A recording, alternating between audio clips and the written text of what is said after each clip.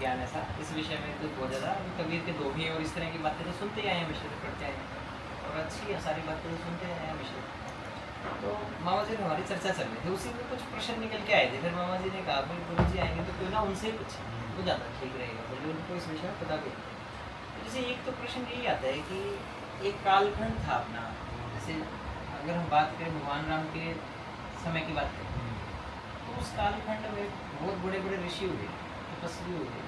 तो हम ऋषि वाल्मीकि की बात करते हैं, वशिष्ठ की बात करते हैं, विश्वामित्र जी की बात करते हैं, ऐसे अनेक ऋषि मुनि हुए। उनके विषय में ऐसा ही बताते हैं कि वो इतनी तपस्या करते थे, हजारों वर्ष की तपस्या होती थी, इतने और तपस्वी होते थे। उनके जो ज्ञान चक्र का विषय आता है उस विषय में बताते थे कि उनको साध लिया था उन्होंने उसको, और उस इतना साध लिया था कि वो अंतर मन से तो सारा ज्ञान प्राप्त होता है, क्योंकि ऋषि मुनि कुल मिला के ज्ञान देते भी थे अंतर मन से प्राप्त करते। तो वो एक ऐसी सुंदर व्यवस्था थी। फिर उस व्यवस्था के बाद में महाभारत काल भी आया, जब भी हम सुनते हैं परशुराम जी के विषय में सुनते हैं, वो सती और उसके बीच में दोनों समय में थे वो, यानी एक तपस्वी के विषय में एक स्पष्टता एक तो उस कालखंड में आती है। एक फिर अपने आज के दौर में आ जाए, थोड़ा 500-700 हज़ार वर्ष पूर्व के समय कालखंड में आ जाए, 1500 वर्ष के कालखंड में आ जाए, जैसे इस्लाम बना, ऐसे क्रिश्चियनिटी 2000 वर्ष पूर्व में बनी, इस तरीके से फिर कुछ अन्य अन्य प्रकार के, जैसे कबीर जी के विषय में कलयुग के अंदर 500 वर्ष पूर्व में शायद ऐसा कुछ है, कबीर जी के विषय में आया। ऐसे फिर राधा स्वामी जी का भी व्यास कर दी 200 वर्ष के पूर्व में, धनवंतरि गुरु, इस प्रकार से यानी काफ़ी तरह से अनेक प्रकार के गुरु और भी आए इस कालखंड में। तो एक विरोधाभास आता है हमेशा, जिस विरोधाभास के विषय में मुख्य प्रश्न है कि जो जितने अभी 500-700 वर्ष के कालखंड के जो गुरु हुए, उनके पास भी जो ज्ञान का मूल है वो हमारे जो पूर्वज है, जिन्होंने श्रेष्ठ तपस्वी थे, उससे परे तो कुछ होने का कुछ विषय बनता नहीं। तो इतने प्रकार की भिन्न भिन्न व्यवस्थाएं क्यों आ गई हर गुरु में? जैसे कि यदि ओम शांति ओम में जाते हैं तो उनका एक अपनी मान्यता है कुछ, बस ऐसा भी मान्यता है कि भाई आत्मा जो है वो स्त्री की आत्मा स्त्री रहती है और पुरुष की आत्मा पुरुष ही रहती है, ऐसा वो मानते हैं। हाँ वो मानते हैं। क्योंकि मेरी श्रीमती इसमें ओम शांति ओम में जाते रहे पहले, तो अभी भी उनको वहाँ पे अटैचमेंट है, तो वो बताते हैं सारी बातें, उस तरह से तो वहाँ जानने को मिला। ऐसे ही अब धन्य गुरु में गए तो उन्होंने बताया भी 3 नाम है, ऐसा मुझे नहीं पता लेकिन ऐसा बताने वाले बताते हैं, सतपुरुष अकाल पुरुष शब्द स्वरूपी राम, ये 3 शब्द देते हैं हमारे साथ पार्क में व्यक्ति ने बता, हाँ ऐसा करके, और ये 3 नाम हैं और इनको यदि जपने लगेंगे तो सब भेद खुल जाएगा। ऐसे ही राधा स्वामी जी के भी अपने कुछ नाम हैं और आस्था है, मेरे माता जी उनके प्रति समर्पित हैं, परिवार में काफ़ी हमारे राधा स्वामी जी के समर्पित। ऐसे करते हुए यानी बहुत सारे गुरुजनों की अपनी अपनी एक मान्यता है। तो इन सब मान्यताओं के अंदर एक प्रश्न यहाँ खड़ा हो जाता है कि जब ओम शांति ओम में हम जाते हैं ना, अंदर प्रवेश करते हैं, तो वो जो उनके मुख्य जो हैं गुरु, वो ब्रह्म रूप में दिखा रखे हैं। तो जैसे मैंने उनसे प्रश्न भी पूछा एक बार, मैंने कहा कि ब्रह्म रूप में ऐसा है तो क्या ब्रह्मा जी का स्वरूप है? तो उन्होंने कहा ब्रह्मा जी का स्वरूप वास्तव में यही था, यानी एक तरह से हमारे गुरु भी ब्रह्म स्वरूप है, तो ज्ञान कहीं ना कहीं उन्हीं का एक अवतार के रूप में। ऐसे ही अन्य में भी इस प्रकार की बातें आती हैं। तो जब मेरी मामा जी चर्चा हुई तो उन्होंने बताया भी कबीर जी जो थे वो भी ब्रह्मा जी को भी ज्ञान उन्होंने उस समय पे एक अपने जन्म में दिया था। तो कबीर जी यानी त्रेता युग के अंदर भी एक ईश्वर के रूप में हम मान सकते हैं, ऐसे उसमें थे कि उन्होंने उस समय ब्रह्मा जी को भी ज्ञान दिया। तो यहाँ ये प्रश्न आ जाता है कि पिछले 1000 वर्ष के कालखंड में इतने सारे गुरु बने और हर गुरु की एक कल्पना और हर गुरु का जो मान्यता है वो यही वाली क्यों है कि भाई वो जो गुरु थे ना, उन्होंने ब्रह्मा जी को ज्ञान दिया, उन्होंने ही वो त्रेता युग के अंदर भी सबको ज्ञान दिया, और जो ऋषि मुनि थे लगभग सबकी थ्योरीज में निकल जाते हैं, वो सारे तो अभी भी काल के चक्र में फंसे हुए हैं। जितने ब्रह्मा विष्णु महेश भगवान है काल के चक्र में फंसे हुए हैं, और ये सब काल का जाल है, और ये जितने भी त्रेता युग से सतयुग द्वापर युग ये सब काल का जाल चल रहा है। तो ये 500 से 1000 वर्ष के कालखंड में जो गुरुजन अपने को मार्गदर्शन प्राप्त हो रहा है अभी इस कालखंड में, तो वो ऐसा क्यों आ रहा है, एक प्रश्न है। फिर वो क्या थे जो वाल्मीकि जी हजारों वर्ष की तपस्या करते थे, वो भी गुरु थे और इतने श्रेष्ठ गुरु थे जो सब कुछ जानते हैं उनके बारे में, यानी इतने इतने वर्षों तक जीवित रहते थे, उनके उनके ब्रह्मचर्य के विषय में हम जानते हैं, तो क्या वो काल के जाल में फंसे हुए, ये एक विषय है। पहले तो ये समझना पड़ेगा काल है क्या, काल का जाल है क्या, तभी हम जानेंगे फंसे हुए कि नहीं फंसे हुए, निकले कि नहीं निकले। काल क्या है? काल काल सब कोई कहे, काल न चीने कोई, जितनी मन की कल्पना काल कहावे सोए। यानी कि ये जब पहली कल्पना जागी, पहली कल्पना यानी सृष्टि रचना, सृष्टि रचना ही पहली कल्पना है। सृष्टि रचना के साथ ही हर जीव काल के जाल में फंसा हुआ है। ऋषिदास जी कहते हैं काल काल सब कोई कहे, काल न चीने कोई, उपजी बाजी काल है। उपजी बाजी यानी जो चीज उपज गई वो काल के जाल में फंस गया, जो पैदा हो गया वो काल के जाल में फंस गया। अब कैसे निकलेगा? अब उसको ऐसा कोई गुरु मिल जाए जो उसको वहां पहुंचा दे जहां सृष्टि भी नहीं थी, जहां सृष्टि का आदि भी नहीं था। कभी तो ऐसा था ना, जब ये सतयुग भी नहीं था, त्रेता भी नहीं था, यानी सृष्टि भी नहीं थी, कहते भगवान ने दुनिया बनाई। इसका मतलब दुनिया बनाने से पहले कौन है? भगवान है। अब वो भगवान क्या है? दुनिया के अभाव में भगवान का स्वरूप क्या है? दुनिया बनाई 5 तत्वों से, तो भगवान देखो दिख रहे हैं तुम्हें 5 तत्वों को। ये फोटो दिख रही है ना, ये फोटो तुम्हें क्यों दिख रही है? ये शरीर क्यों दिख रहा है? क्योंकि 5 तत्व बना दिए गए हैं। इन्हीं 5 तत्वों में से तत्वों को उठा उठा के एक मूर्ति बना दी गई। आकाश, वायु, अग्नि, धरती, पानी, ये सारे शरीर किसके बने हैं? इन्हीं 5 तत्वों। यानी सब 5 तत्व लेके बैठे हैं। कब? जब 5 तत्वों का निर्माण हो गया तब। ईंट बनेगी तभी तो मकान बनेगा। ईंट ही नहीं बनाई तो मकान कैसे बनाओगे? इसी प्रकार ये जितना भी संसार है ये हमारी एक कल्पना मात्र है। ये हमें लग रहा है कि हम यहाँ बैठे, ये बेड है, ये सोफा है, ये पलंग है, ये सब कुछ है। ये केवल हमें लग रहा है, यहाँ पर कुछ भी नहीं है। जब असल को जानोगे ना तो ये कुछ भी नहीं है। ये क्या है? एक कल्पना मात्र है। यानी तुम्हारा माइंड ये क्रिएट कर रहा है कि यहाँ पर सब कुछ है। जैसे सपने में माइंड क्रिएट करता है कि शेर तुम्हारे पीछे भाग रहा है। अब तुम शेर को देख रहे हो, शेर तुम्हें आंखें निकाल के देख रहा है और तुम भाग रहे हो। तुम्हें कोई लाख बार वहां कह दे अरे नहीं यार ये झूठ है, जैसे अभी मैं कह रहा हूँ ना ये बेड यहाँ नहीं है, ये सोफा यहाँ नहीं है, ये अलमारी है। तुम कहोगे यार बाबा पागल है क्या, अरे दिख रहा है यार, ये कह रहा है नहीं है। तुम्हारे अंदर यही सवाल आएगा सबसे पहले, ये क्या बात कर रहा है। उसी सपने में अगर कोई आके तुम्हें कह दे ना कि ये शेर नहीं है, ये पानी नहीं है, ये समुद्र नहीं है, ये पहाड़ नहीं है, ये घर नहीं है, कोई शेर नहीं है, तुम कहोगे पागल है क्या, दिख रहा है। कहाँ दिख रहा है? कल्पना में। ये कल्पना ही काल का जाल है। तुम फंस गए, तुम फंस गए उस शेर के चक्कर में जो शेर है ही नहीं। तुम फंस गए। अब तुम भाग रहे हो जान बचाने के लिए, किसके आगे? जो है ही नहीं। समझो, जैसे ही तुम्हें उठाया, उठ जा भाई। अब कहाँ गया शेर, कहाँ गया वो पानी, कहाँ गई सृष्टि, कहाँ गई, कहाँ गई? छूमंतर। बस इसी प्रकार ये दुनिया है। ये सृष्टि भी छूमंतर हो जाएगी जिस दिन तुम जाग गए। और तुम्हें जगाने के लिए ही गुरु आते हैं। कबीर साहब ब्रह्मा जी को कोई भक्ति करवाने के लिए नहीं आते। ये जो ब्रह्मा जी वाला संवाद है वो इसमें है। अनुराग सागर, ये अनुराग सागर एक ग्रंथ है जिसमें बड़े अच्छे समझा रखा है कि ब्रह्मा जी को क्या ज्ञान दिया कबीर साहब ने कि बेटा ये कल्पना है, तू काल के जाल में फंस गया है, तू ब्रह्मा नहीं है, ये विष्णु नहीं है, ये शंकर नहीं है, यहाँ कुछ नहीं है। वो कहता क्या बात कर रहे हो, दिख रहा है सब कुछ, सब कुछ है।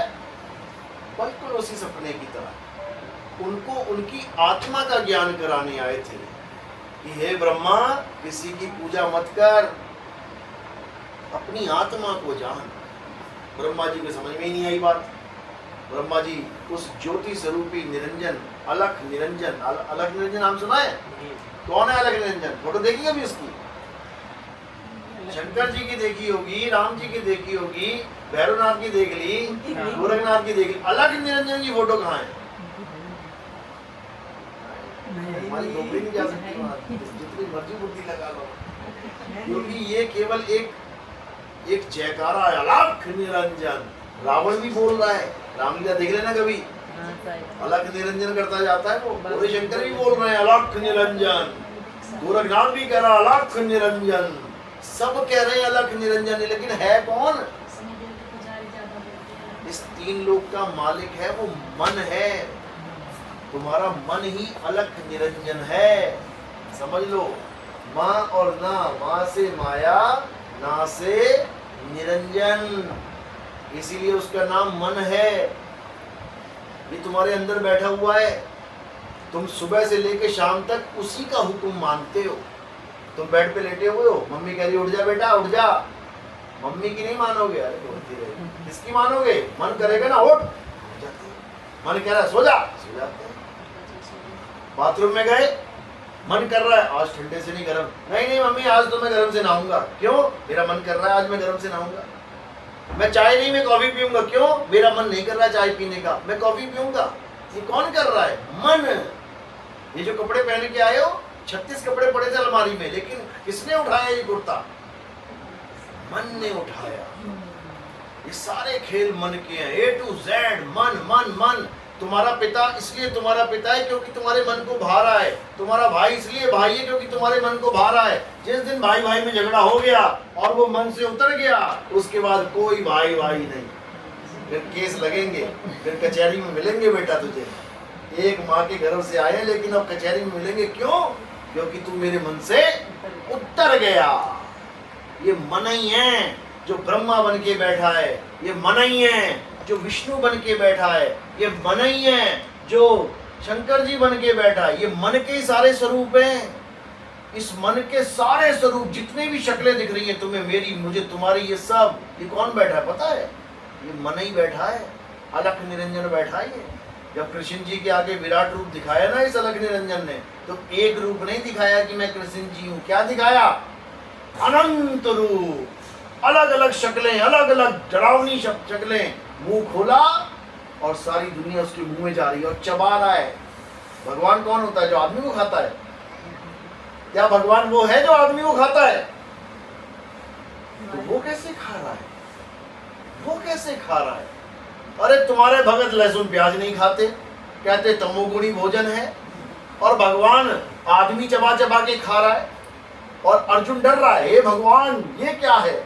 मैं आपके मुंह में सिरों को चूर्णित होते देख रहा हूं।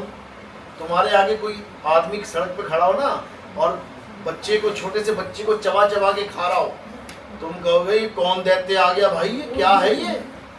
ये सब अर्जुन देख के गीता में बोल रहा है। जिसको हमने भगवान मान लिया है वो अलख निरंजन है, इस तीन लोक का मालिक। वो क्या कहता है? मैं ही सृष्टि बनाता हूं और मैं ही उसका नाश करता हूं। रोक के दिखा लो, कौन रोकेगा? परमात्मा तक सृष्टि का विनाश नहीं रोक सकता, क्योंकि उसकी सृष्टि है काल निरंजन की। मेरा घड़ा है, मैं बनाऊं, मैं फोड़ूं, मेरा मकान मालिक मुझे क्या रोकेगा? समझे? तुम कितनी पूजा कर लो, राम जी, कृष्ण जी, हनुमान जी, किसी की भी, इनके मंदिरों में घुस के मार सकता है निरंजन। निरंजन ऐसा है जो मंदिर के अंदर घुस के मार सकता है, कोई भगवान नहीं बचा सकता। केदारनाथ में जलजला आया, केदारनाथ में जलजला आया। भोले शंकर के भक्तों को भोले शंकर के मंदिर में घुस के मार दिया। अभी वैष्णो माता के यहाँ जलजला आया, भूकंप आया, वैष्णो माता के मंदिर में घुस के उस काल निरंजन ने उसके भक्तों को मार दिया। कहीं भी चले जाओ तुम, वो घुस के मारता है हर जगह। उसको इससे कोई मतलब नहीं कि तुम मेरे पुजारी हो कि नहीं, उसको इससे कोई मतलब नहीं तुम पूजा पाठ करता है कि नहीं करता है। तुम कितनी पूजा कर लो, वो देख लो अहमदाबाद में हवाई जहाज फटा ना, क्या उसमें भगत नहीं बैठे थे? क्या भगत नहीं बैठे थे? ऐसी मौत के लिए भक्ति कर रहे थे, ऐसी मौत के लिए नाम जप रहे थे। किसी को नहीं बख्शता वो, उसको काल निरंजन बोला, इसमें उसका खेल है सारा। इस ग्रंथ को पढ़ना, तुम्हें पता लगेगा कि आखिर ये माजरा है क्या। हाँ आप बोलो। जी, जैसे अब गुरु जी ने आपने बताया ना कि भाई काल निरंजन है ये, जो कि भाई वास्तव में सबसे बड़ी उस तरह से हम कह सकते हैं इस तीन लोक का मालिक है वो। वो मालिक है। तो अभी जैसे जो उस समय के जो ऋषि मुनि थे और जो उस समय के तपस्वी थे, तो जैसे भगवान राम की बात करें तो भगवान राम के लिए भी कहते हैं आदर्श पुरुष के रूप में देखते हैं, तो वो भी उनके विषय में भी कहा जाता है कि एक तरह से ईश्वर का स्वरूप भी था। तो इन सब के विषय में आपका क्या मानना है? यानी ये सब खुद इन विषयों से अनभिज्ञ थे या इन विषयों के जानकार, ऐसा यानी अपनी अपनी ये जो आपके ज्ञान के अनुसार क्या है? हमारे ज्ञान के अनुसार पहली बात तो ये समझ लो कि जितने ऋषि मुनि थे, तपी थे, जति थे, बिल्कुल थे, जपी भी थे, तपी भी थे, सन्यासी भी थे, बहुत कुछ करते थे, लेकिन आत्मज्ञानी नहीं थे। जो आत्मज्ञान वर्ड है ना, ये बिल्कुल डिफरेंट है। आत्मज्ञान का मतलब है कोई जप नहीं, कोई तप नहीं, कोई पूजा नहीं, कोई पाठ नहीं, कोई हवन नहीं, कोई यज्ञ नहीं। किसके साथ अपने आप को जोड़ना है? आत्मा के साथ। और किसकी आत्मा? अपनी आत्मा। अपनी आत्मा के साथ जुड़ जाना आत्मज्ञान कहलाता है। एक भी ऋषि बता दो जिसने भगवानों की पूजा नहीं करी, तपस्या नहीं करी। जप तप व्रत पूजा पाठ हवन यज्ञ क्या कहलाता है? आत्मा को छोड़ के किसी और की पूजा करना, किसी और के लिए यज्ञ करना, किसी और का नाम जपना। इसलिए वो आत्मज्ञानी गुरु नहीं थे। भले उन्होंने आत्मा का जिक्र किया है, ग्रंथों में, गीता में है, नैनम छिन्दन्ति शस्त्राणि नैनम दहति पावका। हे अर्जुन, इस आत्मा को कोई काट नहीं सकता, जला नहीं सकता। ये कहां से आया ज्ञान? इसमें से आया है। ये जड़ है। ये पेड़ कहां से आ गया? फल कहां से आ गया? जड़ से आया है। जड़ दिखने नहीं है, इसलिए संसार को पता ही नहीं जड़ क्या है। जब तुम जड़ देखोगे तब तुम्हें पता लगेगा कि कबीर साहब सत सुकृत नाम से ब्रह्मा विष्णु महेश जी को ज्ञान देने आए, जो हमारी दुनिया के प्रथम पुरुष हैं, जिनको हम कहते हैं कि शुरुआत वहां से हुई। ब्रह्मा विष्णु महेश, उनको आत्मा का ज्ञान इन्होंने समझाया। लेकिन अगर उनमें से एक भी आत्मा का ज्ञान प्राप्त कर लेता तो क्या होता पता है? क्या होता? क्या होता? सृष्टि खत्म हो जाती। ब्रह्मा जी आत्मज्ञान प्राप्त कर लिए, वो कहते कौन पैदा करेगा इसको, छोड़ यार, हम तो आत्मज्ञानी हैं। विष्णु जी को आत्मज्ञान हो जाता, वो कहते कौन पालेगा यार, छोड़, हम तो आत्मज्ञानी हैं, हम तो अपनी आत्मा में लीन होने जा रहे हैं। शंकर जी को आत्मज्ञान हो जाता, कहते कौन यहाँ संगार करेगा, छोड़ भाई, मैं तो चला। तीनों आज तक मुक्त नहीं हुए, तीनों की ड्यूटी आज भी लगी हुई है। गुण के रूप में, रजोगुण सत्वगुण तमोगुण, ये इनके रूप हैं। ये हाँ, जैसे आपकी बात समझ में आ रही है, इससे कुछ प्रश्न भी आ रहे हैं साथ में, फिर आगे जिज्ञासा के रूप में। हाँ, हाँ। जैसे अभी एक विषय और भी इसी में, जैसे आपने बताया कि वो तपस्वी तो थे उस कालखंड में, लेकिन आत्मज्ञानी नहीं थे।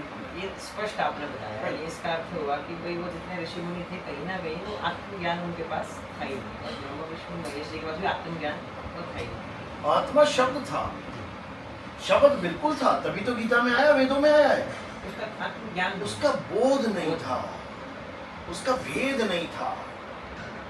यानी तुम्हें पता है कि दूध में घी है, सुन लिया ना, लेकिन दूध में से घी निकाले कैसे? क्या सुन के पता लग गया? स्कूल में बच्चे थे आज 400-500 बच्चा, उन बच्चों को बस तुम इतना कह दो, बच्चों घी कहाँ होता है? दूध में। हर बच्चा ज्ञानी हो गया। तुम दोबारा पूछ लेना उनसे कभी भी, जब भी उनसे कोई पूछेगा घी कहाँ होता है, एकदम फटाक से जवाब, दूध में। सब ज्ञानी हो गए। उसके बाद पूछो बेटा कैसे निकलता है, ये नहीं पता, ये नहीं पता। तो ये कथनी के ज्ञानी होते, करनी के ज्ञानी नहीं। कबीर साहब करनी के ज्ञानी बनवाते हैं हमें। तो यही एक प्रश्न आता है, यानी मैं बड़े स्पष्टता से पूछ रहा हूँ हर एक बात, ऐसा यानी किसी बात से विरोध नहीं है, लेकिन एक स्पष्टता से, क्योंकि एक विषय नया ही आया है अपने आगे, तो बोले तो अपन हर चीज़ की जिज्ञासा समाधान करेंगे। अब जैसे जब त्रेता युग था तो लाखों वर्ष पूर्व का एक कालखंड का वो सारा विषय था, और वैज्ञानिक भी था, उसको तो हम में से कोई भी नहीं नकार सकता, क्योंकि कुंडली बनती थी उस समय भगवान राम के समय में, कौन सा ग्रह नक्षत्र कहाँ है पता था। और कुंडली अच्छी बनती थी ना, हाँ, मिला के करते थे ना। हाँ, और मॉडर्न साइंस जो है इसने तो 100 वर्ष पहले, थोड़ा सा 150 वर्ष पहले बताया कि सैटेलाइट के माध्यम से भी ग्रह इतने होते हैं। यानी अंग्रेजों का जो ज्ञान है वो तो 100-150 वर्ष पहले तो इतना समझ पाया था कि कुछ दूरी कितनी है। अपने तो हनुमान चालीसा में भी लिखा हुआ है कि कितनी दूरी की धरती आकाश में।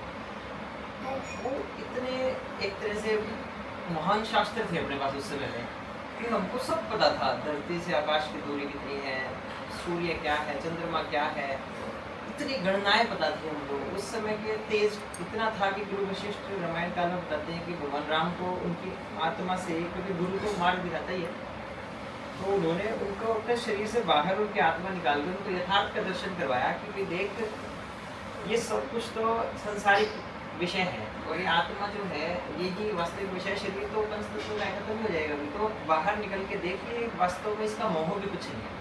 इस प्रकार के रामायण हम सब ने देखी है तो काफ़ी चीज़ें आती भी अपने सामने।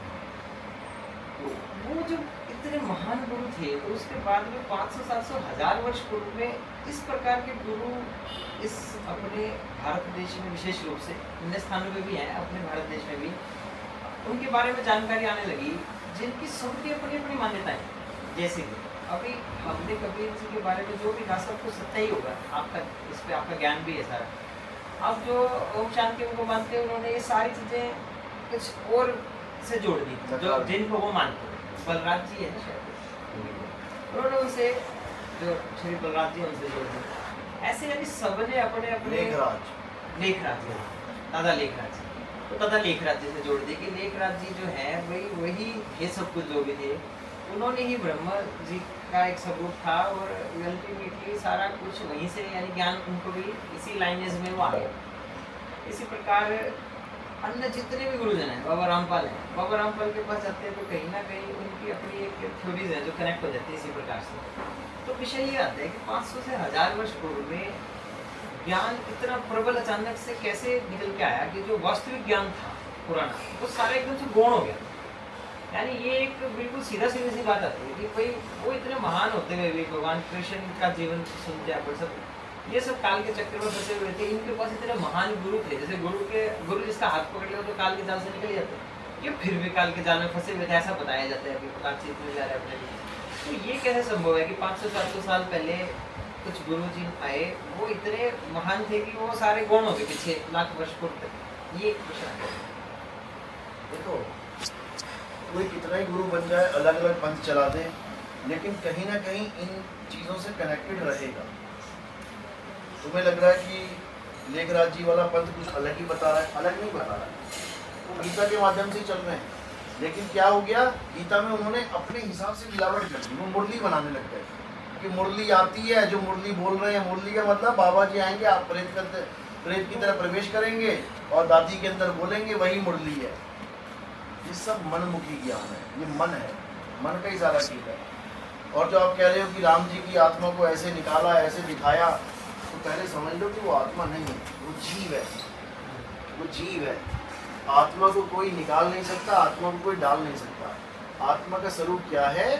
आत्मा अचल है, अचल यानी कि उसको कोई हिला नहीं सकता। अचल संपत्ति होती है ना, जैसे ये मकान आपकी अचल संपत्ति है, और ये पैसा, मोटरसाइकिल, कार, ये आपकी चल संपत्ति है। एक स्थान से दूसरे स्थान तक ले जाने वाली संपत्ति चल संपत्ति है।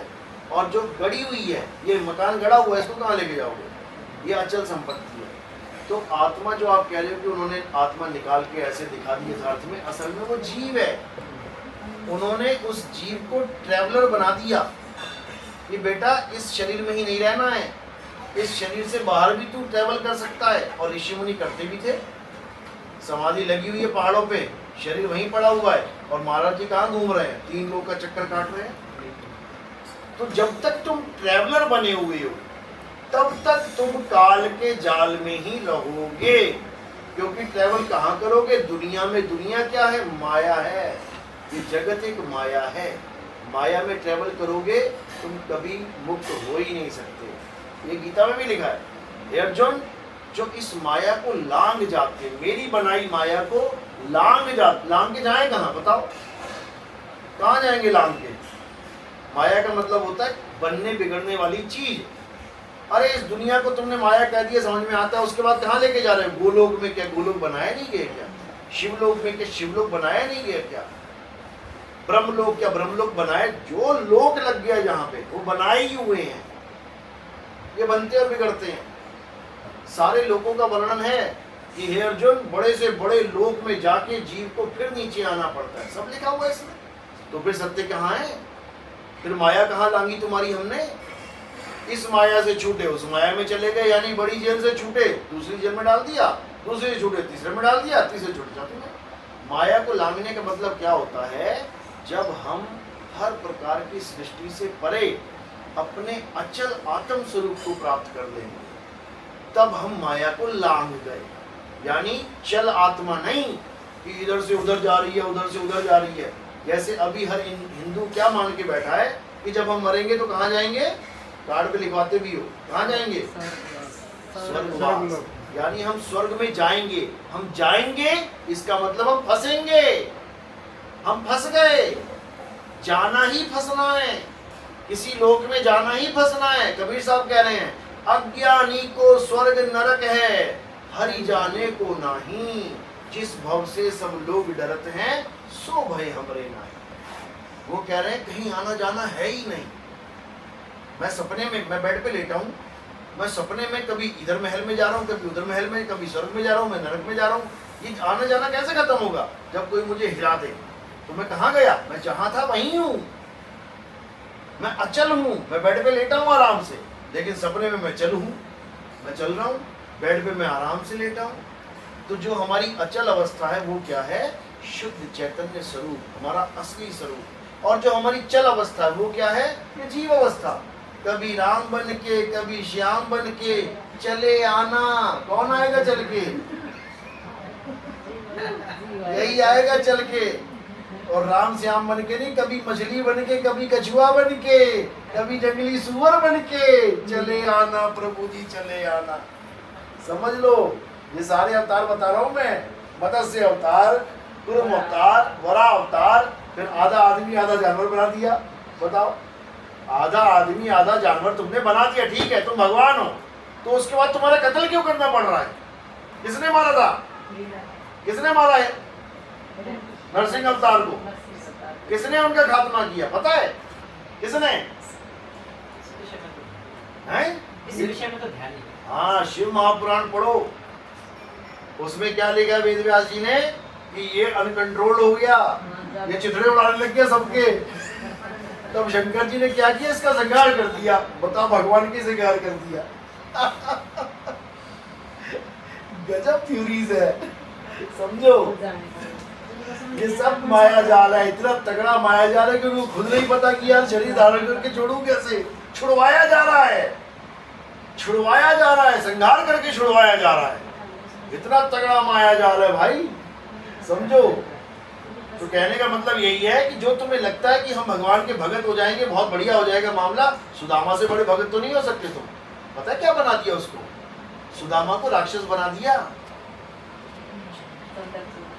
शंखचूड़, शंखचूड़ नाम का राक्षस बन गया सुदामा, जिसके चरण धोके कृष्ण जी ने पी रखे हैं। बताओ, गुरु के चरण धोके चेला पीता, यहाँ चेले के चरण धोके गुरु पी गया, तब भी नहीं बच रहा है वो। शिव महापुराण पढ़ो, उसमें पूरी व्याख्या है। और किसने शराब दिया? किसी और ने नहीं दिया, राधा जी ने दे दिया, जो इनकी सबसे प्यारी हैं वृंदावन वालों की, कि हमारी राधा जी के हाथ में एक भी शस्त्र नहीं है, देखो कितनी प्यारी है। अरे शस्त्र मुंह के अंदर छुपा हुआ है उसके, जुबान ऐसी जुबान मारती है कि भगत को राक्षस बना देती है। शस्त्र ले लेती, कम से कम कांटा मार के, बंदा तो रहता, ले काट लिया, बंदा तो हूं मैं।